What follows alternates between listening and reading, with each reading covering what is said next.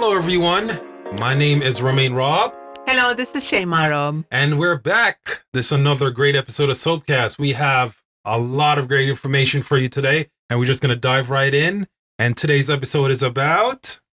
what to know before making your first batch of soap. Nice. So excited. All right, let's get to it. So, you have decided to make soap.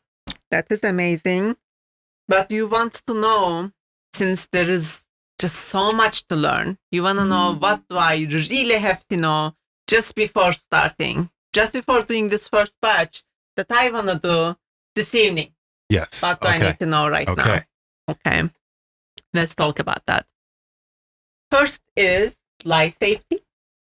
We kind of talked about it in the previous episode. I want to talk more about it right now because that is one of the most important things.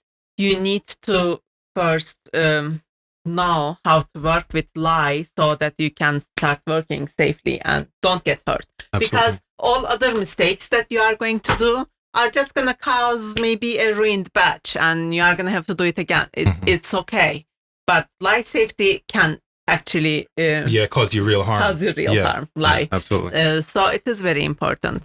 You don't need to be worried about lye. Just act like it is... we talked about it in the previous episode. Yeah, exactly. Comparing it to cooking oil. Yeah, just act like it is cooking oil that's very hot. Yeah. And don't touch it. Very good comparison. Yes. Yeah. Just act like that. Just like you have to work with that oil. If you are cooking, you also need to work with lye. And it's not that hard. You just need to be slow and steady and try not to have very big moments that might cause like big splashes. Yeah. That is important. Of course, gear is very important. A mask to cover your nose, your mouth is important.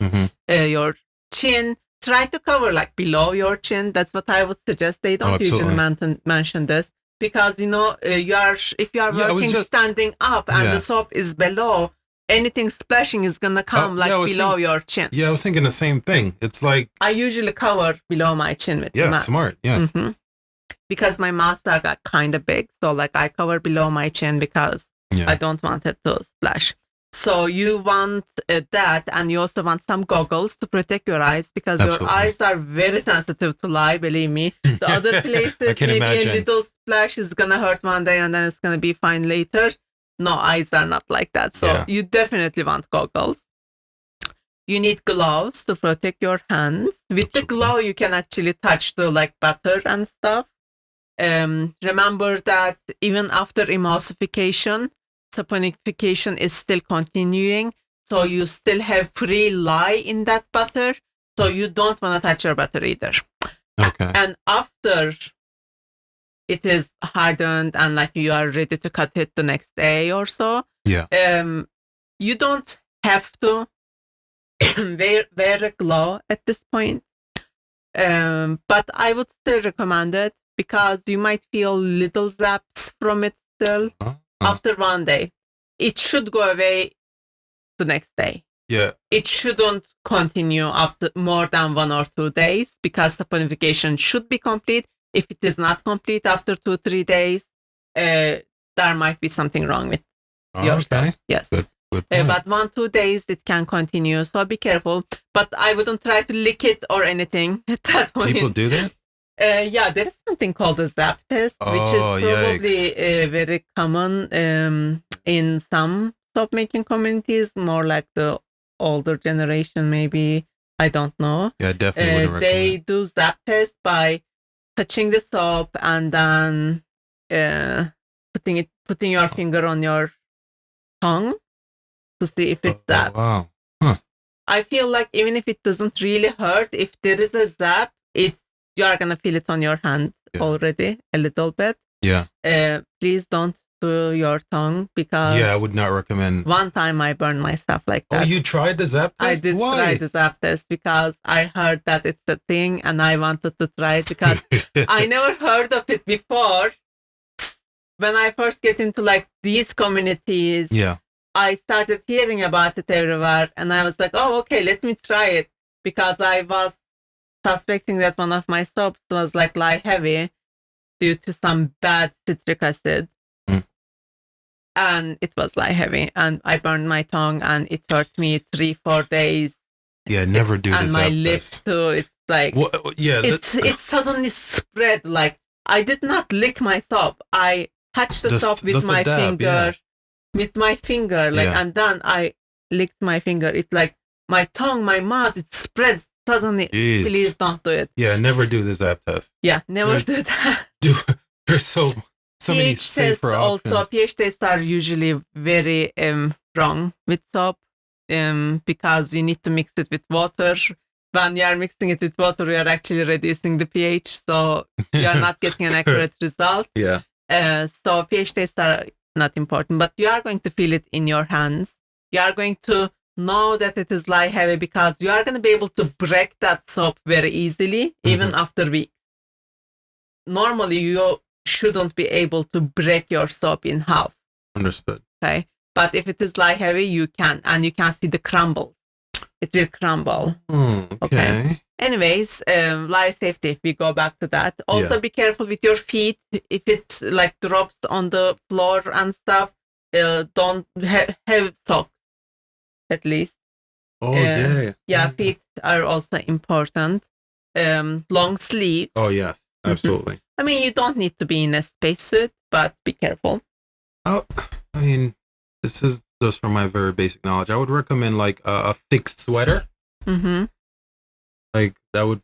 No, not thick sweater. You would burn in the summer. Usually with small splashes like that, as soon as it splashes, you are going to take off whatever you are wearing anyways. So it's not going to just soak through immediately. Okay, so I don't think thick sweater is necessary, and no one would be able to soap in summer. Yeah, but like something to cover is good. Second thing to know is how much to make to fit your mold. Absolutely. This is something that is asked a lot. In our calculator, we have a section that you can enter your mold size, and we calculate that for you. Yeah. There is also a math available online if you Google it, that you multiply it with 1.4 or whatever. I don't remember right now, even though I created that part in the calculator like everything else. Oh, wow. But I don't remember the exact number right now. So you are going to look at your volume, and based on that volume, you are also going to put a multiplier there and calculate. But yeah, our calculator does that for you. You just give us your mold measurement, and we tell you how much oil amount you need. So that's not a problem. And I would recommend for the person who is doing their first batch to do a small batch. You don't have to fill that whole full-size mold. Do half, like 500 grams of oils. Yeah, it's not going to come all the way up, but that's fine.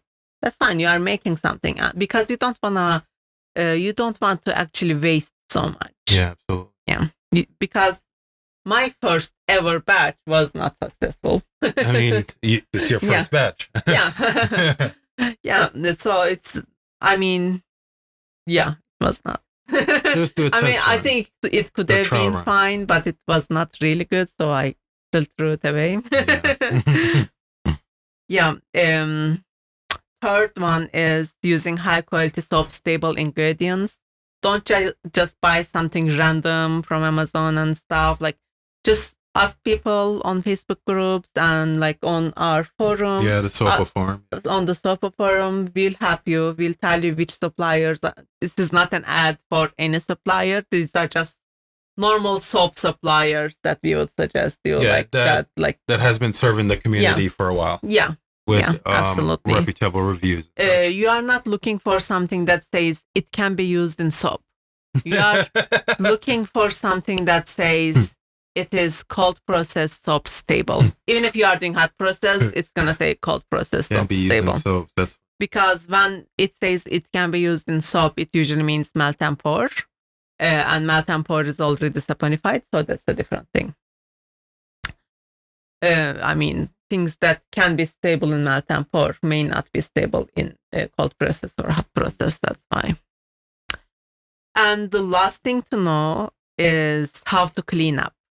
This is kind of important. Yeah. Because we have septic, Yeah. for example. Yeah. It's very important for me to clean up properly after soap making. Very much so. Yeah. And I do my absolute best to make sure. And even if you don't have septic, your plumbing is still gonna cost you a lot if you need to call someone. Yeah. So it is still important, even though it's not gonna cost as much as septic. Yes. It is still going to cost a pretty penny, so you don't want to mess that up. So what I would recommend is the best practice, I believe, when you are making the soap, as soon as you pour it, wipe down everything you use. Understood. So you don't have actual free soap batter on the product. That is going to be the best. And then leave it for the day, wash it the next day. Okay? Because on the first day, what you have is lye and oils free.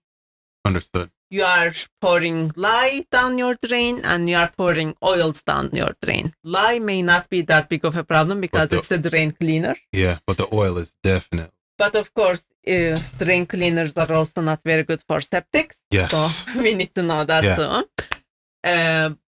But oils are very important because oils accumulate and clogs everything. Clogs up, yeah. So oils are very important. Be calling a plumber. It is best to wipe first.